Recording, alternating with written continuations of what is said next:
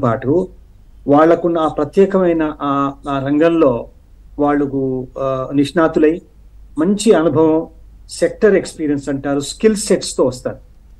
కానీ మనం ఏం చూసాం గతంలో, ఇక్కడ వాళ్ళకు శాఖాపరమైన ఎలాంటి అనుబంధం లేకపోయినాగా, వాళ్ళకు అనుభవం లేకపోయినా, నాలెడ్జ్ లేకపోయినా, ఒక కోస్ట్ గార్డ్ అని ఒక వేరే ఇతర శాఖ నుంచి అంటే నేరుగా అడ్మినిస్ట్రేటివ్ లో ఉన్న ఎక్స్పీరియన్స్ కు భిన్నంగా వాళ్ళని తీసుకురావటం, తద్వారా ఒక కొత్త సంస్కృతిని ఆ ప్రభుత్వం ప్రవేశపెట్టింది. దీని ద్వారా ఏం సంకేతాలు పోయాయి? మాకు అనుకున్న వాళ్ళని తీసుకుంటాం, మా వాళ్లకు నాలెడ్జ్ లేకపోయినా, స్కిల్ లేకపోయినాక మా పని చేసే వాళ్ళు కావాలా, ఒక సామాజిక వర్గాన్ని తీసుకొస్తున్నామని సుస్పష్టంగా ఒక సంకేతాలు పంపించారు. ఇది చాలా దౌర్భాగ్యమైన పరిస్థితి. దీన్ని మనం ఎట్టి పరిస్థితులు కూడా క్షమించలేదు లేదు. ఎందుకంటే వాళ్ళకి ఎలాంటి అనుభవం లేని వాళ్ళని ఇక్కడ కొత్తగా ఏర్పడిన రాష్ట్రాన్ని, అప్పుడే అడుగులు వేస్తుంది ఆ రాష్ట్రాన్ని, విడిపోయిన రాష్ట్రాన్ని ఏ రకంగా ఆ రాష్ట్రాన్ని ముందుకు తీసుకెళ్ళాలి, అనేకమైన సాంకేతికపరమైన కూడా అనే సమస్యలు ఉన్నాయి, పాలసీ ఓరియంటెడ్ ఇష్యూస్ ఉన్నాయి.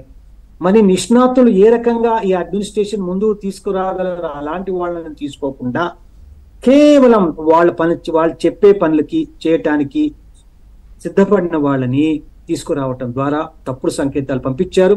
సంకేతాలే కాకుండా వ్యవస్థని నిర్వీర్యం చేశారు.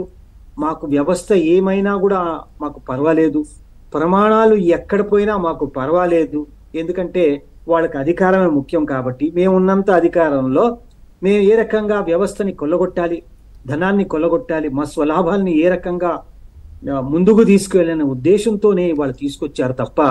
సో ఖచ్చితంగా ఒక విషయం చంద్రిక గారు మనందరం అంగీకరించాలి, ఏంటంటే వ్యవస్థను నిర్వీర్యం చేశారు. ఎలాంటి ప్రమాణాలు లేకుండా, ఎలాంటి క్వాలిఫికేషన్స్ లేకుండా అలాంటి వాళ్ళని తీసుకోవడం ద్వారా తప్పుడు సంకేతాలు పంపించారు. ఇప్పుడు తీరా వాళ్ళు వచ్చాక ఏం చేస్తారు? వాళ్ళు ఏ రకంగా తన గురుభక్తిని ప్రదర్శించడానికి ఏ మార్గాలైనా, కన్వెన్షన్స్ అన్ని కూడా తుంగలో తొక్కి వాళ్ళు మొత్తం వ్యవస్థని వాళ్లకు అందుబాటులో పెట్టడం ద్వారా వ్యవస్థనికి కుప్పకూల్చారు. ఇప్పుడు ఉన్న ప్రభుత్వం చాలా